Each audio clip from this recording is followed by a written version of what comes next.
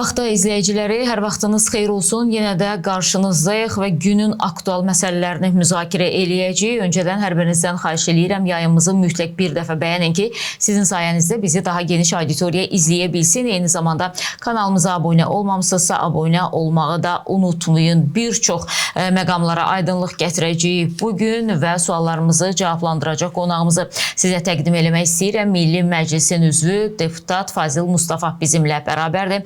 Fazil bəy, xoş gəlmişsiniz, xoş gördük sizi. Fazil bəy, bugün növbəti dəfə haqq ədalət öz yerini tapdı.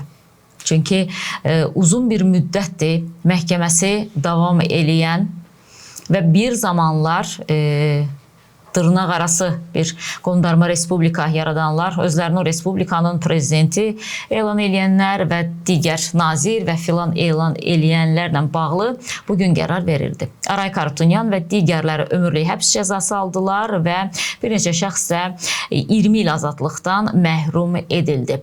Bu, təbii ki, hamımız üçün sevindiricidir. Və yenə də deyirik, biz o haqq ədalət daha çox gözlədiyimizə görə bugün də haqq ədalətin bərqərar olmasına sevinirik bir Azərbaycanlı olaraq. Amma sizcə bu düzgün qərardan sonra bizim Azərbaycana hansısa bir təpkilər gözləyə bilərmi və yaxud da ki, Ermənistanda ermənilərin yenidən ayağa qalxması, baş nazirə qarşı bir etirazların olması, bax, bu kimi halları gözləyə bilərikmi? Düşünmürəm ki, bu ciddi bir rezonans doğursun. Təbii ki, Avropa qurumları, beynəlxalq təşkilatlar hansısa bir qərar, qətnamə qəbul edə bilərlər. Amma bu da kifayət qədər artıq mənasızlaşmış bir addım olardı. Çünki bugünkü şərtlərdə beynəlxalq hüquq konjekturunda Azərbaycanın hansısa bir Avropa Birliyinin ya Avropa Şurasının qərəzli qətnamələrinə, qərarlarına əhəmiyyət verməsi mümkün deyil. Yəni Azərbaycan onların iradəsi ilə olsaydı, onları tutub gətirib məhkəmədə həyata keçirə bilməzdi.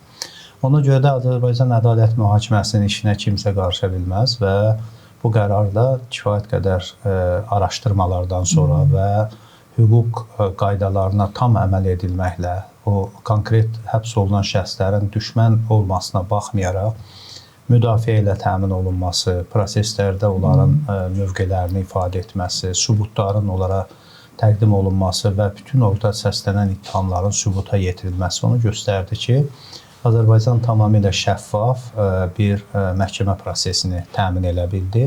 Əsas buydu. İndi bu Ermənistanda da heç bu adamların çox tərəfdarı da yoxdur.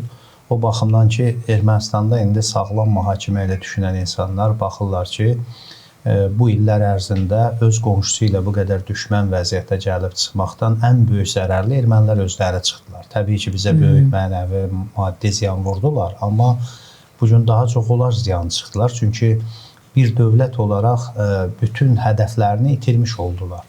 Onlar müstəqilliyinin daha möhkəmlənməsi üçün işlər görə bilərdilər. Bütün diqqətlərini, enerjilərini mənasız bir məzarəyə yönəltdilər. Böyük Ermənistan, Qarabağ, Miyatsum kimi bir cəfəng ideyalara yönəltdilər və bu gün də artıq onun məğlubiyyətini yaşadılar. Bu baxımdan da mən böyük təpkilər gözləmirəm. Həm də böyük sülh sazişi ərəfəsində hansısa bir şəkildə bu prosesin pozulmasına rəvac verəcək ekstremal davranışların olması müşahidə olunmur. İndi bu əslində bizim cəmiyyətdə də məsələyə biraz baxışda daha sağlam bir və soyuqqanlı baxış var. Nə idi? Bizdə 4 məhkum olunmuş erməninin təhvil verilməsi bəzi düzdür, müəyyən mənada psevdo-patriotik bir çağırışlar edən insanlar tərəfindən biraz fərqli dəyərləndirildi. Amma sağlam məntiqlə düşünən insan necə baxmalıdır məsələyə? Məsələn, biz Xocalının qisası deyəndə konkret hansısa bir şəxslərin həbs olunması, yaxud da ondan qisas alınması kimi artıq anlamamalıyıq. Bu sağlam düşüncəli Azərbaycan necə baxır? Torpaq azad olunub, Azərbaycan ərazi bütövlüyü bərpa olunub və Xocalıya o istirabı yaşamış insanların, qalan insanlar və onların övladları artıq köçüblər. Bu özü qisasın ən böyük formasıdır. Və bunu biraz kiçiltmək kimi baxmaq olmaz. Təbii ki, biz hələ Xocalı qətliamını törətmiş Köçəryan, Sarkisyan kimi ünsürləri də mütləq nə zamansa Balasanyandır, bunları da mütləq cəlb eləməliyik. Bu da zamanın işidir. Biz ağlımıza gəlməz ki, bu dövrdə məhz onları məsuliyyətə cəlb eləyəcək. Ona görə onlar da olacaqlar. Amma bütövlükdə yəni bizim prosesdə qisas anlayışımız biraz geniş baxılmalıdır və biz daha böyük bir ideala, böyük hədəfə yönəldiyimiz vaxtda kiçik epizodları bizim böyük hədəfin müəyyən dərəcədə gözdən salınmasına imkan verəcək bir çağırışlar etməməliyik. Yəni əsas böyük sülh müqaviləsidir. Bu imzalandan sonra Azərbaycanın təhlükəsizliyinin təmin olunmasıdır və buna doğru gedən bir ərəfədə kiçik hansısa bir dövlət ya rəhbərlik tərəfindən qəbul olunan qərarlara insanlar anlayışla yanaşmalılar. Çünki bu prosesdə bizim də edə biləcəyimiz güzəştlər lazımdır ki, məsələni yekunlaşdıraq və bölgədə sülh bərqərar olunur.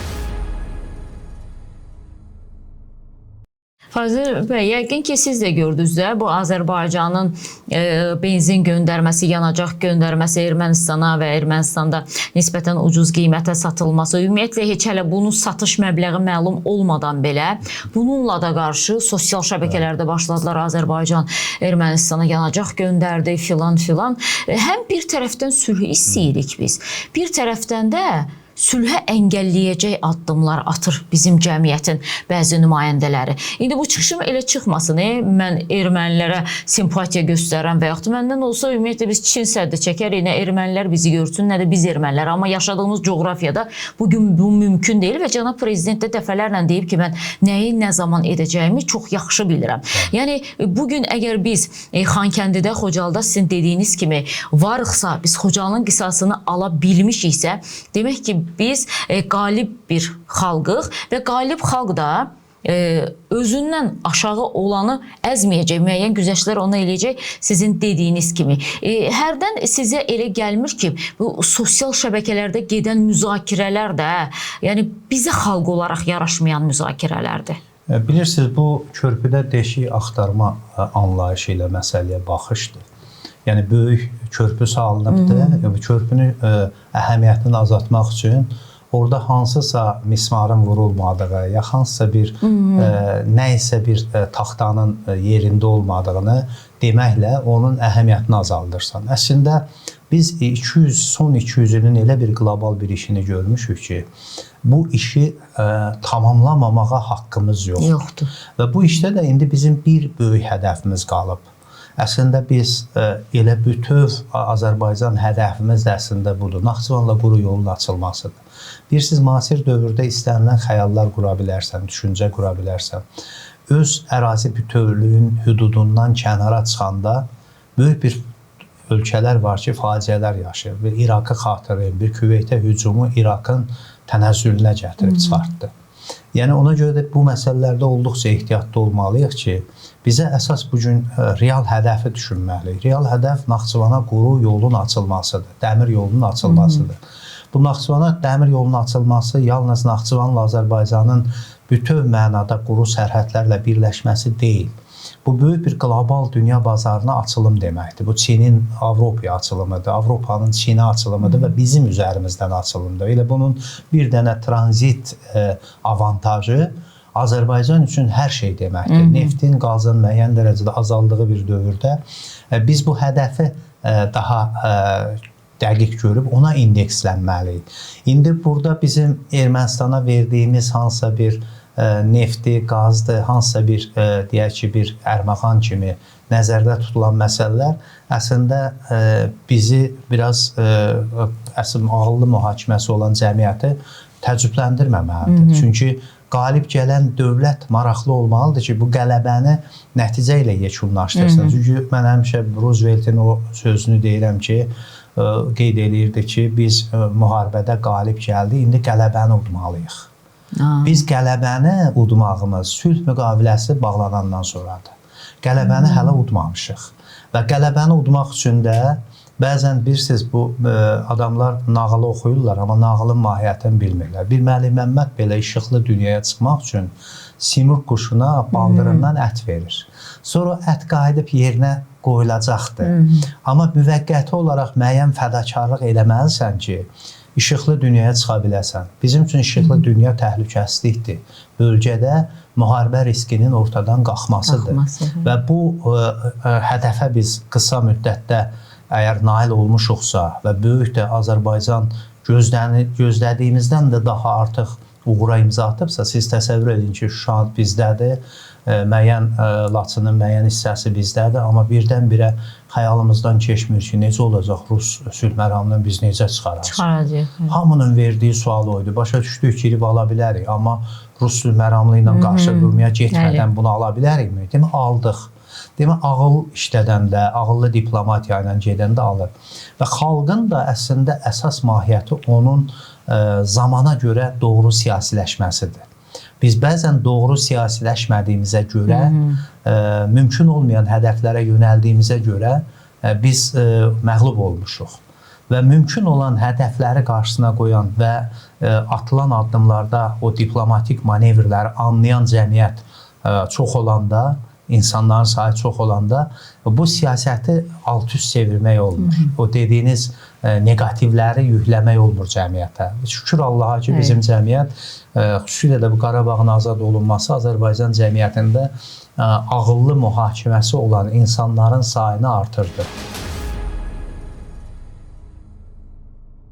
İndi biz məsələn bugün baxın, İranla bağlı siyasətdə də bəzən o məcariyat bizi dəvət edən insanların xəyallarına görə qurmaq istədiyi bir modellərin sabahları problemini yaşaya bilərik. Hamımız istəyərik ki, bütün soydaşlarımızdan birləşək. Amma siz diqqət edin, bir Əfqanistanı götürün. Əfqanistan 10 yerə, 15 yerə parçalanmış Əfqanistanı bölünməyə kimsə qoymadı. Bir rejim qurdular, qaldı. İraq kimi bir hər yana dağılmış, indi də dağılmış bir ölkə müstəqil dövlət çıxarda bilmədilər. Muxtariyyət çıxardıblar Kürtlər, amma bölünmədi. Suriya kimi bir dövlət hamı fikirləşib ki, hərəsində bir 1/3 YPG-də, 1/3 ərəblərdə filan. Bölünməyə qoymadı. Demək, bu mənzərəni görən ağıllı insanlar baxır ki, bu məcarıya bir müstəqil dövləti, xüsusilə də dünyəvi dövləti sülhləmək olmaz. Biz bu dövləti, babalarımızın miras qoyduğu dövləti bu çərçivədə qorumaqla, güclənməklə və daha çox, bilirsiniz, bax, bugün ingilislər dünyanın heç bir ölkəsində, böyük əksəriyyətində ingilis müstəmləkəçiliyi yoxdur. Amma ingilis dilinin ağalığı var, ingilis mədəniyyətinin ağalığı var. Demək, bu günləri ağalıq dillə, mədəniyyətlə olur və onda təhlükəsiz bir ağalıq olur, təhlükəsiz bir yayılma olur. Və biz buna daha çox yönəlməliyik və hesab edirəm ki, hər hansı bir şəkildə bu məcaratçı mühakimə bizim üçün zərərli nəticələr verə bilər və dövlətimizi və xalqımızı bundan qorumağa çalışmalıyıq. Elə dillə bağlı danışdınız, Fazil bəy. Bu yaxınlarda prezidentin də bununla bağlı çıxışı oldu. Azərbaycan dilinə önəm verməliyik, mütləq və biz buna borcluyuq. Zamanında Ümummilli lider Heydər Əliyev də dillə bağlı çox insanı düşündürəcək fikirlər söyləmişdi. Çünki həm də bir ölkənin tanınması üçün, bir xalqın tanınması üçün onun dili mütləqdir. Amma biz niyəsə başqa dillərə daha çox üstünlük veririk. Sanki bəzi insanlar var ki, öz dilində, doğma ana dilində danışmağa utanırlar. Bax, bunun qarşısını almaq üçün nə etməliyik biz? Bununla bağlı mənim məclisdə son iclasda bir çıxışım oldu. İctimai TV ilə bağlı məsələlər müzakirə olunarkən orada bir müqayisəni apardım. Tələbə qəbulu üzrə dövlət demək imtahan mərkəzi onun demək verdiyi məlumatları təhlil eləyəndə nə aydın olur? Ən yaxşı nəticəni uşaqlar ingilis dilindən göstərirlər. Ən pis nəticəni Azərbaycan dilindən göstərirlər. Dil mahiyyətcə insan yaşayaraq öyrənir doğma dili. Amma xarici dili qrammatika üzərindən öyrənirsən. Və yaşayaraq onu öyrənən insanların çoxu geri dönüb onun qrammatik, yəni canını, mahiyyətini öyrənməyə tənbəllik edirlər.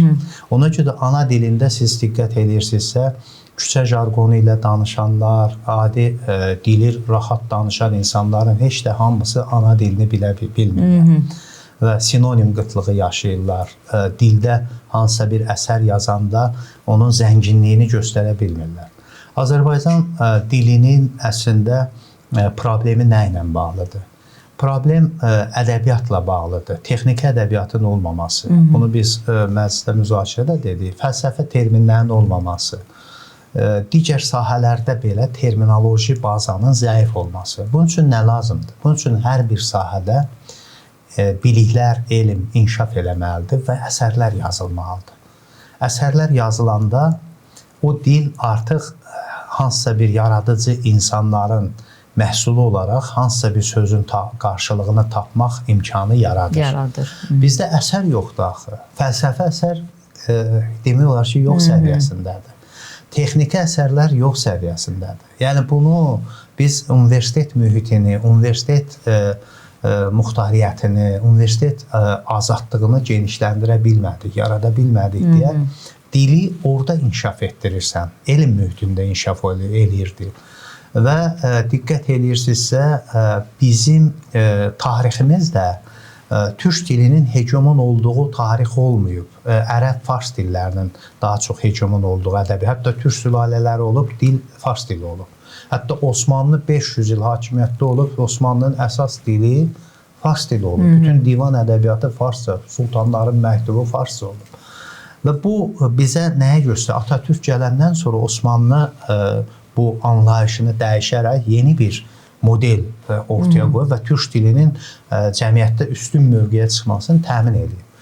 Bizdə də bu tarixi ənənədə biz bunu dirçətmə imkanına sahib deyilik. Çünki şifahi xalq yaradıcılığından önəmli yazılı mətndir. Yazılı mətn isə Azərbaycanda komediyalar formasında Mirzə Fətəli Axundov, deyək, povest formasında Aldanmış Kəvakib, Mirzə Fətəli Axundov və sonra da füyuzatçılar, Molla Nəsrəddinçilər və başqaları, Zərdabinin əkincisi falan. Və biz bu ənənəni Sovet dövründə qismən Azərbaycan ədəbi dilini Dəmirzadənin və başqa alimlərimizin, Əli Sultanlı, başqalarının yaradıcısı hesabına zənginləşdirmişik. Amma müasir dövrdə bizi bəzən prezidentin dili saflaşdırma çağırışını sanki dili qapatma kimi təqdim eləməyə çalışırlar. Əslində bu deyil. Dil əslində biraz da açıq olmalıdır. Və bizim üstünlüyümüz nədədir? Bizim dilə yeni komponentlər götürmək üçün alternativlərimiz, məsələn, ermənidən, gürcüdən daha çoxdur. Çünki türk dilli Arialdan biz bunu edə bilərik. 1932-ci ildə Atatürk tərəfindən Türk Dil Qurumu yaradılıb. Orada tutaq ki, bütün sözlərin türkcə qarşılığının tapılması onun əsas vəzifəsi idi. Nümunələrdir. Yəni, bu nümunələri biz etmə. Biz tərcümə sektoruna dövlətin nəzarətində olan bir mexanizm kimi baxmamalıyıq. Biz əksinə ayrı-ayrı özəl tərcümə sektorunun canlanmasına çalışmalıyıq ki, dünya ədəbiyyatının, dünya iqtisadiyyatının, dünya texnologiyasının şirəsini çəkib, əsas mahiyyətini çəkib, tərcümə edə bilsinlər. Məsələn, bu yaxınlarda Michio Kaku'nun əsərləri Azərbaycancaya tərcümə edilir. Carl Sagan'ın əsərləri tərcümə edilir. Bu, deyək ki, yeni texnologiyanı təqdim edən, onun aparıcı simaları olan bilim adamlarının yaradıcılığının Azərbaycan dilinə bu tərcümə edəndə mütləq sən terminoloji yenilikləri orada tətbiq eləyəsən. Ona görə də biz dili biraz daha qapalı bir məkana salmamalıyıq. Dili biraz daha açıq və texnoloji dilə açıq eləməliyik. Ona görə də mən fəlsəfi mətn dilin çox zənginləşməlidir.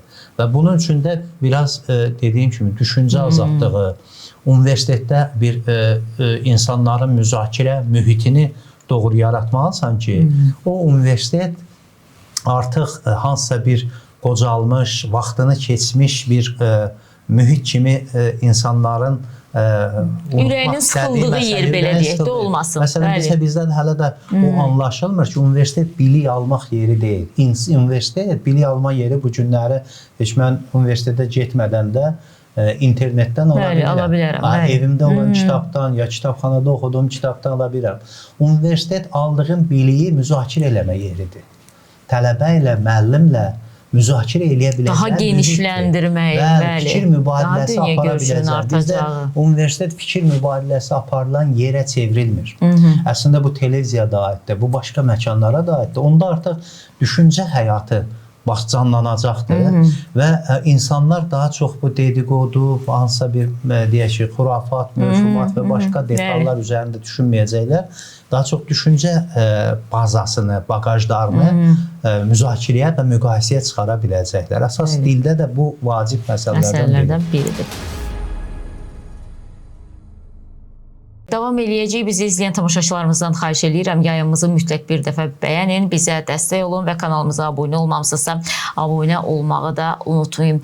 Digər, belə deyək də, günlərdir gündəmi silkələyən məsələ Epstein məsələsi. Bundan öncə də bir il öncə də bu məsələ geniş müzakirə mövzusu oldu və bugünün özündə yenidən gündəmə gəlməsi. Deyirlər ki, Trumpı bir qədər sakitləşdirmək, Trumpa bir dayan demək üçün yenidən bu önə çıxarıldı, müzakirə obyekti olundu. İsrailin Trumpa bir təpkisidir bu deyək. Siz necə dəyərləndirirsiniz? Təsadüfənmi bu iş yenidən açılır, yoxsa ki planlaşdırılmış şəkildə həyata keçirilir? Adətən bu cür işlərdə niyyət, insan alveri, uşaq istismarı, qadınların cinsi istismarı və başqa məsələləri aşkara çıxartma niyyəti yoxdur. Bu cür məsələlər mütləq bir siyasi komplodur. Və bu siyasi komplonun da hansı vaxta uyğun gəlməsi də əvvəlcədən düşünülür. Bu həqiqətən də orada adı keçən, keçməyən siyasətçilər üzərində şübhəni yönəltmək, yaxud da onların müəyyən fəaliyyətini məhdudlaşdırma məqsədi ilə ortaya atılan bir məsələ. Çünki bunu hamı bilir. Amerikada uzun illər qanunun işlədiyi az-çox cəmiyyətdir və bunun qarşısını da alma imkanları ilə 20 il öncədən ola bilərdi. Bu kimi işlər sabah üçün kiməsə ittiham irəli sürməyə, yaxud da kiminsə fəaliyyətini dayandırmağa yönələn bir xarakterə sahib olur.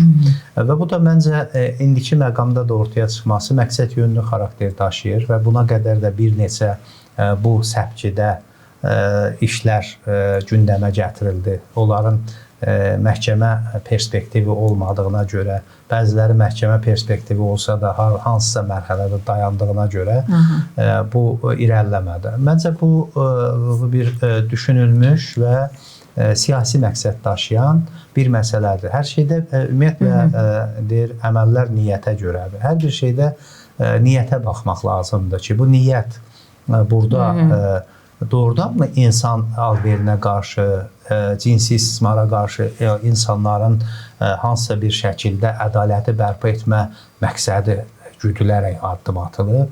Amma siz görürsünüz ki, bütün hədəflər daha çox şəxslər üzərində, ayrı-ayrı simalar üzərində indekslənir və bunun da çox güman ki, bu da bir savaşın bir formasıdır. Həm informasiya savaşın, həm hibrid demək, müharibənin bir formasıdır. Və düşünürəm ki, bu bir az müddətdən sonra bu məsələ üzərində də bu hay-küy yatacaq. Ötüb keçəcəklər, yəni belə deyim. Yəni Trumpa təsir eləməyəcək sonuçta heç bir şey. Məsələn, Amerika məhkəməsinə çıxarar, bunu çıxaran qüvvələr daha güclü olarsa, bunu impeachment formatına da gətirib çıxara bilərlər, əgər sübutlar olsa. Biz bunun kökünü bilmirik və hansı sübutların olduğunu da dəqiq bilmirik. Kim ora gedib getmək də əsas deyil. Kimsə gedə bilər, hansısa bir adada ola bilər, amma bu demək deyil ki, bu sübutdur ki, bu orada hansısa bir kriminal əməldə iştirak edibdir. Ona görə də bizim bunu müzakirə eləməyimiz açığı Amerika Birləşmiş Ştatlarının İrana hücum edib etməyəcəyini proqnozlaşdırdığımız kimi bir şeydir. Yəni bu burada ancaq poleküdes oynamalıyıq ki, edəcək ya etməyəcək. Yəni o baxımdan da bu məsələləri biraz çox da zamana buraxmaq lazımdır. Belə deyə olsa nəticə etibarilə bilinəcək nə baş verir. Kim olsa o bunu deyək ki, qəbul etdirəcək, olmasa da bunu demək rədd edəcəklər və məhkəmə prosesinə də ehtiyac var. Məsələn, Türkiyə televiziyaları çox bunun üzərində dayanır və demək olar ki, birmənalı şəkildə deyirlər ki, bu Trumpı zəiflətmək məqsədi daşıyır. Çünki demək olar ki, Trump bütün dünyaya barmaq silkələyir və mən necə desəm o cürdə etməlisiniz deyə və onun da qarşısını alan bir qüvvələr olmalıdır və ona görə də bunu atıblar ortalığa. Siz dediniz ki, kimsə adada ola bilər, amma bu demək deyil ki, o cinayətə şərikdir.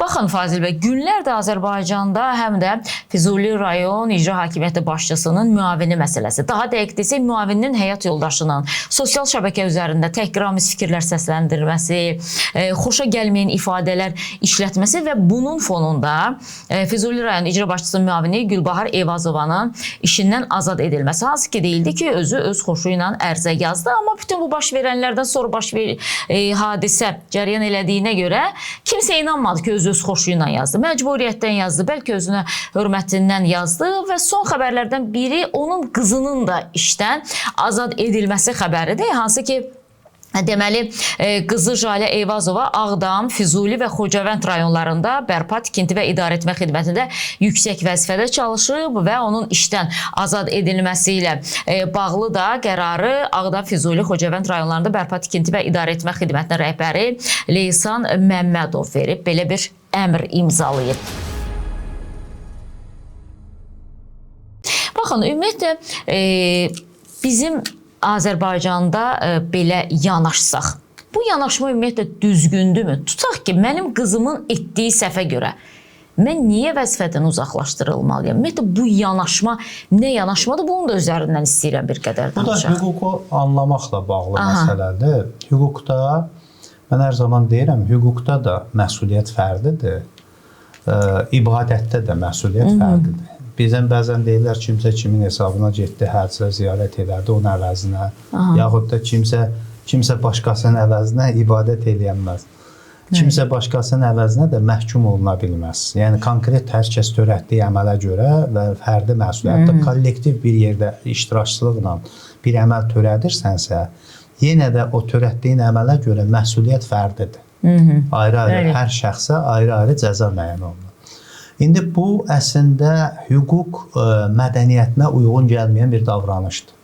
Hətta bir ailədə kiminsə övladı çox yaxşı reputasiyası olan bir övlad da ola bilər, yaxud da bir narkoman ola bilər, gedib oğurluq eləyər, dələduzluq eləyər.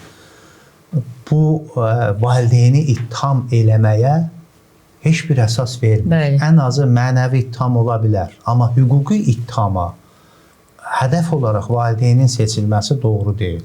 İndi bir ailədə ailənin başçısı yeyib içib bir səfih bir söz danışır. Bunun yoldaşı onun danışığına hansısa bir cihaz varmı ki, qoysun ki, bunu nəzarət eləsin ki, bunu danışmasın? Həm də cavab deyil onun etdiyi əmələ. Bu əslində bir utanc verici bir yanaşmadır. Yəni, məsuliyyəti fərdiləşdirmək lazım. O, ata oğluna görə cavab vermir, oğul ataya görə. Bax, bu prinsipləri bəzən tapdalayırlar. Yəni ki, bu ailədə ola bilsin ki, bir münasibətlər o səviyyədədir ki, kişi bu cür hərəkət eləyir. Onun qarşısını qadın ala bilmir. Qadın buna görə işindən məhrum olmalıdır.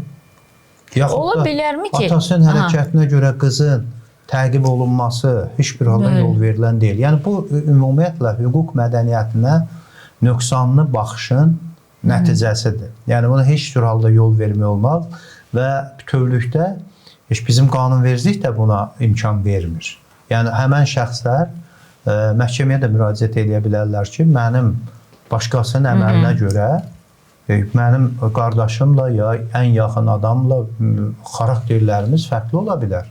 Elə olub ki, biri həbsxanada borzakon olub, elə adam olub ki, özü məsələn hərbidə milli qəhrəman olub.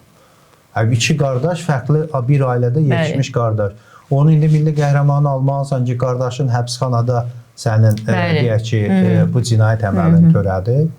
Bu ümumiyyətlə yol verilməz bir məsələdir. Əgər burada işə görə nöqsan yoxdursa Məhz bu, indi də təbii ki, bu deyilməyə bilər bu məsələyə görə, motivə görə. Amma bu motiv məncə araşdırılmalıdır və onun hüquqları bərpa olunmalıdır. Deyə bilərik ki, Füzuli rayon icra başçısı özünü sığortalamaq və qorumaq məqsədi ilə Gülbahar Eyvazovanı qurban verdi. Ola bilər, bu da ola bilər, amma bu başqa, indi mən işin mahiyyəti ilə tanış deyiləm.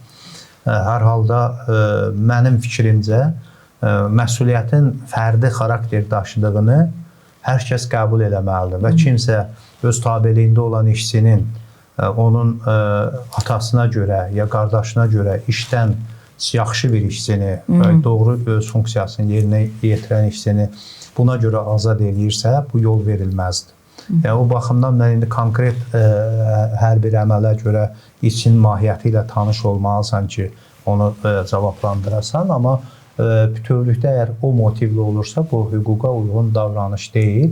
Amma indi burada əsas var ki, özü ərzə yazıb çıxıbdırsa, onda bu artıq könüllü bir akt kimi, hətta könülsüz olsa belə könüllü bir akt kimi qiymətləndirilir. Buna dəyərləndirmə verə bilmərik. Amma əmrlə kimisə işdən çıxarırlarsa qızını ya başqa, bu mütləq araşdırılmalıdır və buna hüquqi qiymət verilə bilər. Bir də istəyirəm cəmiyyətdə müzakirə olunan hicab məsələsinə də toxunaq. Xüsusən də hicab deyəndə belə ümumi anlaşılmasın, məktəblilərin hicab və ya niqabla məktəbə getməsi. Onun hansısa bir şəkildə bizim cəmiyyətimiz üçün təhlükəsi varmı və ümumiyyətlə bizdə vahid geyim forması var məktəblərdə. Necə olur ki, bu geyim formasından çıxarılma da olur? Yəni, kimsə istəyirsə baş örtüsü ilə gəlir, hansı ki, bizim vahid geyim formamızda belə bir geyim yoxdur. Bu məsələlə bağlı cəmiyyətdə təbii ki, müzakirələrin getməsi normaldır. Biz bu məsələlərə əsas bu kontekstdən yanaşmalıyıq. Azərbaycan dünyəvi dövlətdir. Bəli. Kimin dini necə yaşaması dövləti maraqlandırır. Dövləti maraqlandıran yaşadığın dinin dünyəvi dövlətin prinsiplərinə zərər vurmayacağıdır. O da prinsiplər nədən ibarətdir? Başqasının hüququna toxunmamaq, başqası ilə dinc yanaşı yaşamaq, tolerantlıq. Bu dövlətin hamının azadlıq hüququnu qorumaq məsələsidir. Əgər sənin hansısa bir dini inancın başqası üçün qorxu yaradırsa, təhlükə yaradırsa, dövlət orada müdaxilə edir ki, sən dinini mahiyyət üzrə yaşamırsan. Mahiyyət üzrə yaşamaq nədir? Mahiyyət üzrə hər bir dinin özünün mənbəyi olan kitablar var. Bu kitabda nə yazır? Quran-ı Kərimdə yazır ki, dində zorakılıq yoxdur. Bu kontekstdən dünyəvi dövlət məsələyə yanaşır ki, yetkinlik yaşına çatmayan insanı nəyəsə məcbur eləmək olmaz. Dini təbliğ eləyə bilərsən. Deyə bilərsən ki, bu yaxşı əməldir, bu pis əməldir. Dinin qaydalarını da öyrədə bilərsən. Amma hansısa bir ritualları məcbur etmə elementləri üzə çıxarsa, onda bunu məcbur eləyən məsuliyyət daşıyır. Həm dini nöqteyi nəzərdən məsuliyyət daşıyır, həm də dövlətin qanunları nöqteyi nəzərdən. Çünki zorakılıqla sən öz iradəsinə zidd olaraq kiməsə hicab geydirməyi düşünürsənsə və fikirləşsən ki, mən valideynəm, buna mənim haqqım var. Təbii ki, valideyn kimi sənin uşağın tərbiyəsinə haqqın var. Amma ümumi standart dövlətin məktəb forması var. Nə zaman hicab məsələsi ola bilər? Mənim də bu məsələyə yanaşmam budur ki, yetkinlik yaşına çatmış hər hansı bir qız öz iradəsi ilə hicab bağlaya bilər. Və bağlayıb məktəb dövrünə də bu təsadüf eləyə bilər. Universitet dövrünə də öz iradəsi ilə bunu eləyərsə, buna problem yoxdur. Amma iradə bizdə əsas götürülür yetkinlik yaşından sonraki dövrə. Yetkinlik yaşına çatmamış uşaqların iradəvi məsələsini məhz bu dini tələb üzərində həyata keçirmək doğru sayılmaz. Və ona görə də biz bunu əslində daha çox anlatmalıyıq. Yəni bunu kimisə inada görə bu məsələyə baxılmamalıdır. İnsan düşünür ki, mən dindaram. Amma indi siz diqqət eləyirsinizsə, məsələnin müzakirəsində mən nəyə diqqətim çəkir? Demək, məsələ ilə razılaşmayan dindarlar daha çox təhqir və söyüş buna keçirlər. Bu söyüşü sizə kim öyrədi? Sizin Peyğəmbəriniz... Amma dində söymək yoxdur axı, bəli. Biz inançlı və dindar insanıq. Sizin Peyğəmbəriniz deyib ki, bu sizinlə razılaşmayan insanları, fərqli bir fikir söyləyən insanı söyün. Bu harda deyilir? Yəni demək istədiyim odur ki, demək siz özünüz hələ dini mahiyyəti üzrə yaşaya bilmirsiniz. Bilmirsiniz, bəli, başqasından da tələb əzbərlədiyiniz ərəbcə 3-4 səlmə sözlə özünüzü ciddi bir dindar hesab edirsə, bu açığı cəmiyyətdə doğru anlaşılmaya bilər. Və ona görə də insanlar birinci növbədə öz fərdi məsuliyyətləri üzərindən çıxış eləməlidirlər. Məsələn, hamı sanki bir mövzu deyirsən, hamı başlayır onu ümumiləşdirməyə və Allahın elçisi kimi, müsəlman demək təəssübkeşi kimi, yaxud da bu karikaturalar verdilər, çıxırdılar küçəyə, karikaturanı deyək ki, bir yeri yandıraq, bir yeri dağıdaq deyə tələblər qoydular. Zaman göstərir ki, bu sənin Peyğəmbərinə edilən o zülümləri heç kim etməyiblər. O həmən formada davranıbmı? Yox. O Mədinə hansı toplumuydu? Mədinədə hər bir dindən olan və dini olmayan, bugünkü anlayışla ateist olan hər cür insan var idi. Orada ümumi bir anlaşma imzaladı Peyğəmbərimiz. Və bu anlaşma əsasında cəmiyyəti idarə elədi. Orada tək müsəlmanlar yox idi ki. Xristiyanı, Yəhudisi və başqaları var. Demək istədiyim nədir?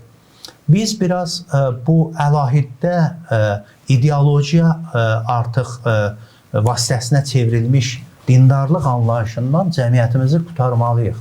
Və bu ideologiyanın təhlükələrini biz harada gördük? İndi siz gedin görün, Əfqanistanda bu cür, burada yaşadığınız kimi yaşaya bilərsinizmi?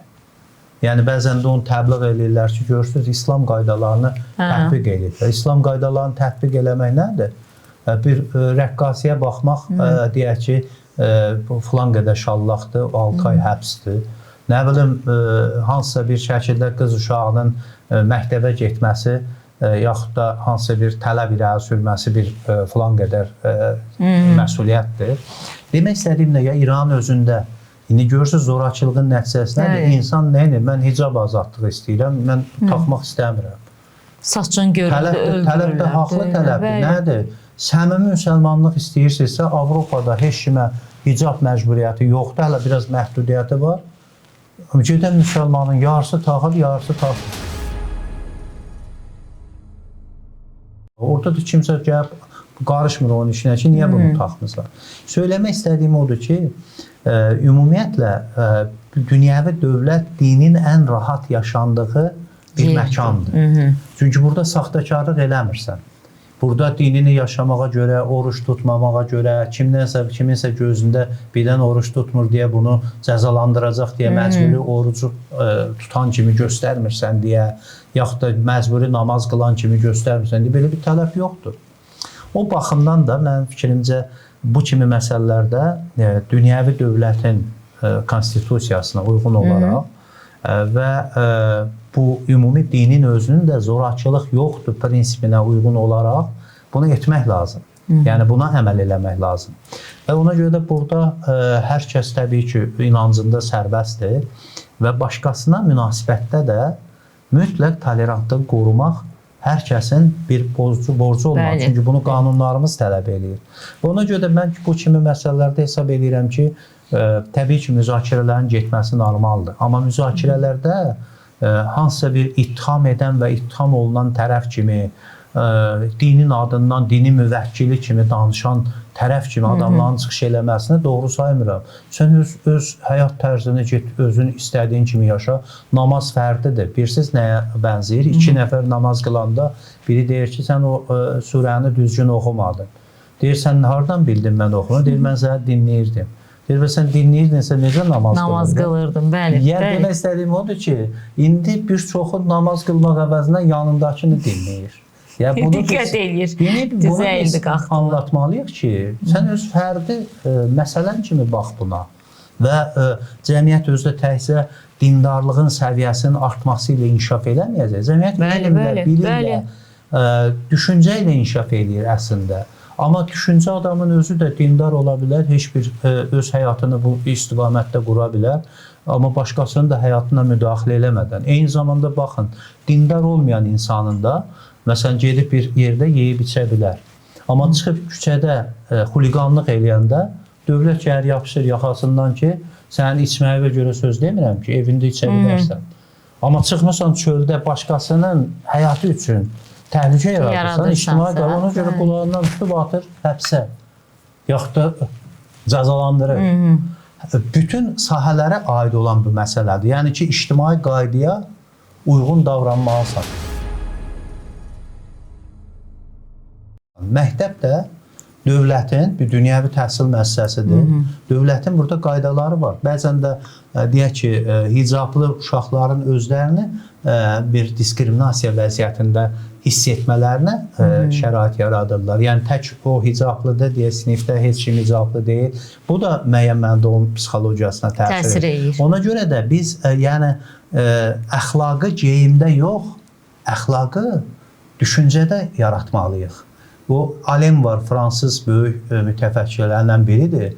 Deyir, əxlaq sənin özündə olandır, qonşudakı deyil. Bizim cəmiyyətdə əxlaq qonşuya aiddir. Hamı qonşunu müzakirə edir, amma özünə aid olanı müzakirə eləməyə çalışmır. O baxımdan da hesab edirəm ki, bu cür müzakirələr aparılmasını mən normal yanaşıram. Yəni tərəfdə hər hansı bir fikri ola bilər. Amma bir də görürsən ki, bunu aparan dindar xüsusilə, dindar bir təhqirə keçəndə, söyüş yazanda görürsən ki, bu artıq nəsib almayıbdır. Dindən, Qurandan, Peyğəmbərin həyatından nəsib almayıb. Yəni, bu boş görüntü olaraq dindardır. Yəni, deyək ki, saqqalı ilə, cübbəsi ilə, görüntü olaraq o da daxilən, amma o deyil dediyiniz kimi. Görüntü ilə, amma mahiyyətcə bu dindardır, bir də titulu ilə. Bizdə hamının axı həm də dindar olmaq üçün titul lazımdır. Hacı, Məşədi, Kərbəlayı filan bu titullarda mütləq olmalıdır. Tituldan başqa müsəlmanlığı göstərən əməldə bir əlamət yoxdur. Bunu biz tartışmalıyıq, müzakirə eləməliyik və hesab edirəm ki, burada qoyulan qanunlar və qaydalar, cəmiyyətin qaydalarına da əməl edilməsi məncə ümumi konsensus üçün də vacibdir. Təşəkkür edirəm mən sizə. Çox sağ olun Fazil müəllim. Dəvətimizi qəbul edib gəldiyinizə görə və suallarımızı cavablandırdığınıza görə. Belə dəyərli izləyicilərimiz, vaxtda gündəmin əsas məsələlərini müzakirə etdik. Növbəti görüşədək sizdən ayrılırıq. Kanalımıza abunə olmağı, yayımızı bəyənməyi unutmayın.